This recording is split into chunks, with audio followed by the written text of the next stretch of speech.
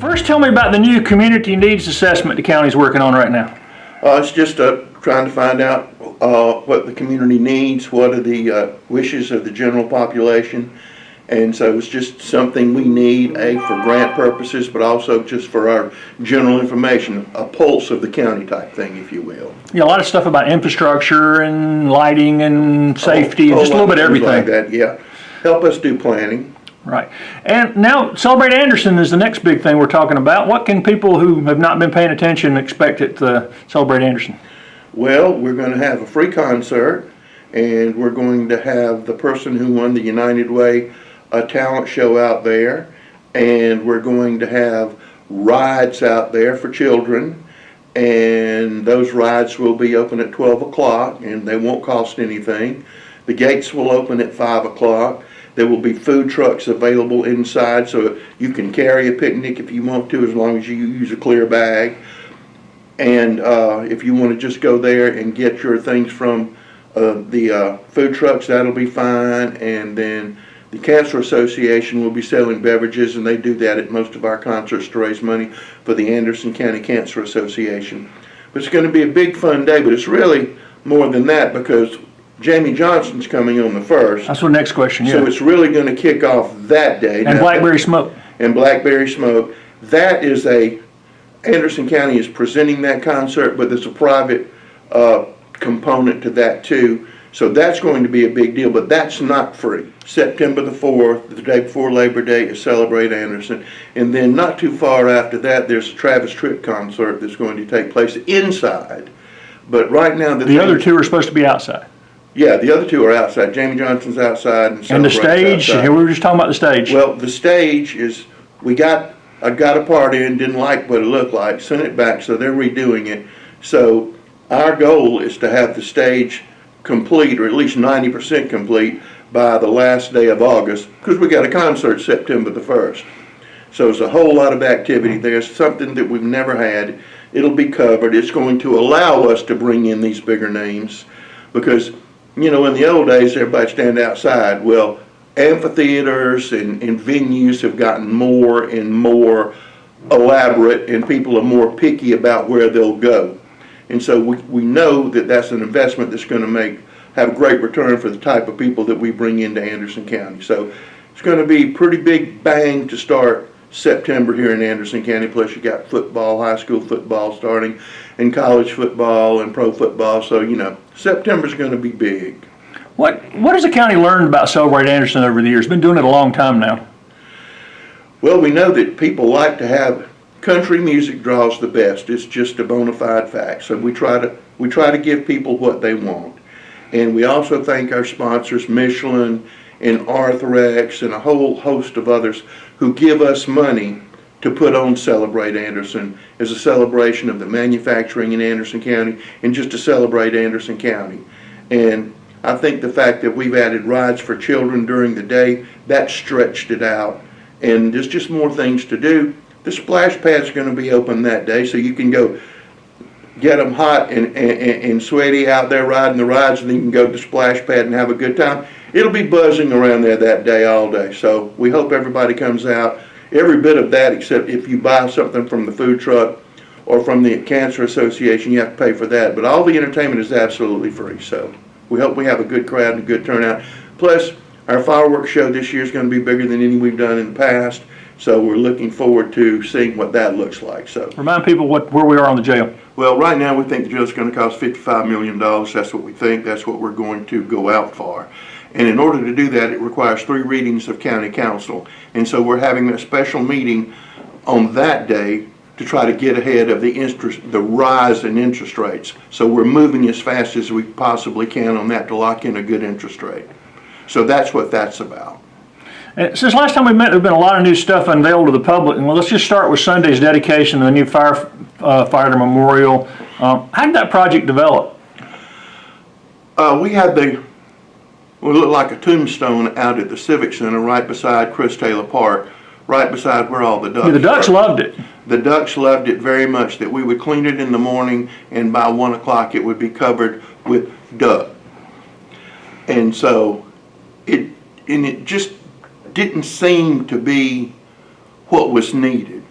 So we started thinking, county council, and remember our chairman's a fireman too. And a couple of them have also been firemen at some point in their careers, and we just started thinking, what can we do to honor the firemen in an appropriate way? And why don't we put it in the center of Anderson, in front of the new courthouse where people could see it? So we started doing that. We got a little group together to work on the design. We got Scott Foster, who I think did an incredible job on it. We partnered with the city to do it. So it recognizes every fireman in Anderson County who lost their life fighting fire. But it's also a monument to everybody who spends their time being a fireman. And we hope that keeps it in the public's eye. And I think everybody should come out and see it. We have tools mounted on that were actually used to fight fire. It's solar powered, so it lights up at night. And I think it's really nice. And I think we had a huge celebration Sunday at 3 o'clock. We had a huge crowd, firefighters from all over the county. We had family members from people whose names were on the monument. So we're real happy with how that turned out. Also, the Robert Anderson Fountain, minus one cherub, is back on the grounds at Anderson County Museum. In case people missed the restoration story, tell people who restored it and how that project developed. Lash Foundation, the same people who restored the Hunley, restored our fountain. Our fountain was about to disintegrate. I mean, just literally disintegrate. So the people at the museum, Beverly in particular, found this group. Let's see if we can do that. The county allocated the money. They sent it to North Charleston for a year, and they soaked it in all these chemicals and everything and did all of that, and then restored it. And it looks just like it did, except the cherub, who's still going to have to take another year. And there's some question if that was an original cherub anyway, when you look back at the really old pictures, yeah. But anyway, he's still soaking in a bath. And so that's there. And we have a little more work to do, because right now it's not exactly straight level, so the water's not coming cascading down, but we're on top of that. We're working on that. So for $100,000, we got the fountain back, and it should be good for another 100 years. Another thing you just touched on a minute ago, Kid Venture 2.0 is now open. Every time I've driven by, it's full of kids. Splash Pad's open weekends through September as well. And it seems to be a big hit, and parents have told me they're impressed with how much more secure it feels. And that was one of the goals of design, right? Well, that was one of the main. It's ADA, and it also has 10 cameras on it. So we can see every part of that facility and what goes on there. We also have Kid Venture Rangers, we call them, who are always on duty when that is open. So we think it's as safe as we can make it. And we also have a heavy police presence. Deputies ride by on a regular basis, and city police officers ride by on a regular basis. So we want them to be safe. We want people to have fun. And I have never been by there, and I make it a point to go by there every day, that it has not been filled up with people. There's about $1,200,000 worth of work to complete all the pedals that you could see from the air. And so we're looking at grants and things like that to finish that out, because we really want to get that whole thing done. The Civic Center has really been a hub of activity. Right now they got soccer, flag football, filling the fields at nights, and old folks filling the pickleball courts in the morning. But the big news is the recent overall success of the Dixie Youth World Series. What kind of feedback have you heard from this event? I think the people from the Dixie Youth said, whatever tournaments y'all would like to have, you can have them. Because I think we put our people, Todd McCormick, Joey Lance from Belton, our people from the Convention and Visitor Center Bureau knocked it out. I mean, everybody raved about it. We had people from Texas, we had people from Virginia, we had people from everywhere, and they absolutely loved it. For the World Series, the state tournament was great, and they were all over town, and they were here for about 6 days, and they were spending money everywhere and going to restaurants. I don't think there's anything left at Dick's or Academy baseball related left. So it was good for our local business, and that's the whole point. And then we had the high school Bassmaster Fishing Championships, and that brought in people from everywhere. I mean, the people who won it were from Wisconsin. Now, I don't know how these two teenagers from Wisconsin won the bass tournament, since they fish for walleye and muskie and pike, so it must be transferable. And apparently they won it at the last minute. It was like a final cast or two, or at the last minute. But we had people from Canada fishing in that tournament, people from California fishing in that tournament, and Green Pond was a hub of activity for about 4 days, and they were everywhere. And it's easy to spot these people because usually there's a boat behind them. Yeah, before we get to Green Pond anymore, the Dixie Youth, I think I was told $2 million economic impact just on the World Series. Easily that, and I think that's on the low side. The other thing that we're fixing to do is we're fixing to open up the River Forks Recreation Area, the county is. And that will be a soft opening on September the 1st. And if you haven't been out there, you really should, because we've done a lot of work out there. It will be run by the county, and it's $5 a carload, honor system. So that's a pretty good deal. We are in the process, or almost completed. What all have you done out there? I haven't been out there yet. Cleaned out a lot of brush. Remember, the Corps closed that. I remember that. And it was closed for a long time. It was still highly used, but not regulated. But we're going to have somebody there. We're going to have people there to watch what goes on there. We've cleared a lot of trees, cleared a lot of brush. We have tested all the water in the swimming areas to make sure that we can't open it for swimming. We won't have lifeguards out there, but you can swim at your own risk, and we can tell you that the water is clean enough for you to do that. So there are picnic tables out there and all kinds of things. You can just go out there and walk around if you want to. So September 1 will be another way that people can access the lake. We've not talked about TriCounty Tech's 60th anniversary. You and I both have been here forever. How has that school and its relationship with the county impacted economic development and sort of changed the face of the 3 counties it serves? Well, it is 60 years old, and as you know, Anderson County pays 50% of the bill for TriCounty Tech. They get other money from students and grants and things like that. Oconee pays 25, Pickens pays 25. The first non-Pendleton campus was here. It's everything we do in economic development. TriCounty Tech is involved in what we do because they provide the training, they provide the necessary skills for job-specific instances. They're a great resource.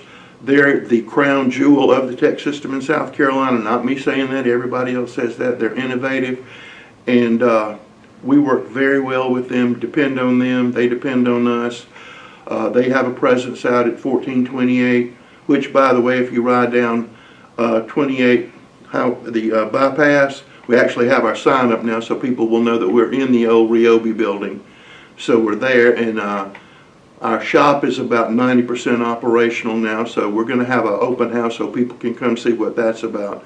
So there's just something going on every second. The elephant pen is going to have grass out there pretty quick. So you got Clemson and AU and TriCounty Tech. How does that sort of uniquely position Anderson County for economic recruitment and stuff? Well, I mean, you have an engineering school up the road. Anderson University is adding an engineering program, and TriCounty Tech has those 2-year technical degrees. Yeah, you want to do something that requires those skills. Why wouldn't you come here? Why not come to the place where everybody is already here? The days of you having to leave Anderson County to go find a good job with a future that pays a whole lot of money, those days are over. Go out to TTI right now and look at the construction out there. That intersection in 81 and 85 is already blowing up, but fixing to blow up even more.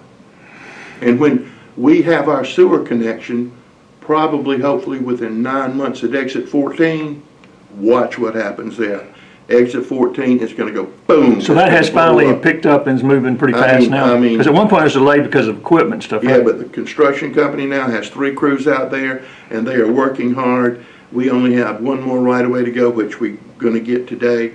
And so that project is also going to increase everything going on in Anderson County. Since last time we met, Magistrate's office has extended its hours. What led to that decision? Chief Magistrate said people work. Why should they have to get off during the day from their jobs to come to magistrate court? Judge Eubanks said, we're going to stay open until 7 o'clock. We don't even need any more money from y'all to do that. We're just going to do that. Probably the only place in the state that's doing that, in the chief magistrate of the Anderson County Summary Court System. She did that. She came up with that. Council over the past month has voted, and I just did a rough count on this, a number of incentives for jobs would bring up almost 1,000 new jobs to the county. Yes. How much impact will that have once it's made official, all these jobs? It's going to be substantial, but one of these is going to have a national and international impact, and that should happen within the next 2 weeks. And it's going to further solidify Anderson's place as the place to do manufacturing. And again, it's a project that was looking in other countries, but when it came down to it, the best place for them to be is in Anderson County. So we're excited about that. We're excited about jobs going in the southern end of the county. The other night we had the incentive on those 60 new jobs down there. Yeah, it's nice. The dirt doesn't get scattered rather than just being bunched in one area now. The county council's goal is for all areas of the county to prosper. That's what needs to be done. Is there anything else looming like in the next month or so that's going to be another big announcement, or are we just focusing on getting these out there official? Or? That one big one, hopefully by August 31st, it will be public. And what's the next goal for the trail system once that's done? I know the city would like to connect to the county's trail. Well, we would like it, but there used to be a railroad called the Piedmont Northern, okay? The slang name for it was called the Poor and Needy. It was Duke Power Railroad. It ran from Anderson, near the fairground, near AU, all the way to Belton. Duke still has all of that right of way. And we have talked with Duke about maybe turning that into a trail, because the hardest job in building a trail is getting right of way. Wonder if we can work that project and connect Anderson to Belton, then eventually to Honeypath and Williamston. And we still have that dream of connecting Pendleton to Anderson, which ties into the Clemson Trail system. So why not do that? Trails make money. They also provide a healthy place for people to walk. It also increases livability, which is a nebulous term, but it means a lot. It protects green spaces too. Yes, and it protects green spaces too, which is very important. A couple of years ago, the county did a survey of all the parks. What progress is going on as a result of that study? I think when there are like 39 parks or something? 39 parks, but as you know right now, in every council district, we're doing a recreation study. Going out to the public. What do you want? What would you like to see? What needs to be done? So that's what we're doing right now. We're doing it one council district at a time. So that's where we are right now, working on those. And you mentioned the launification of the elephant pen, nice green grass replacing the mud hole. They told you when the grass might be sprouting up? Yeah, probably we'll have grass in the middle of September. Any updates from the airport? We haven't talked about them lately. This is very fascinating that you asked that. Clemson Airport just received a huge grant. The Pickens Airport received a huge grant. Of course, we'd received a huge grant before. They're going to close the Pickens Airport and the Oconee Airport during the Clemson football season.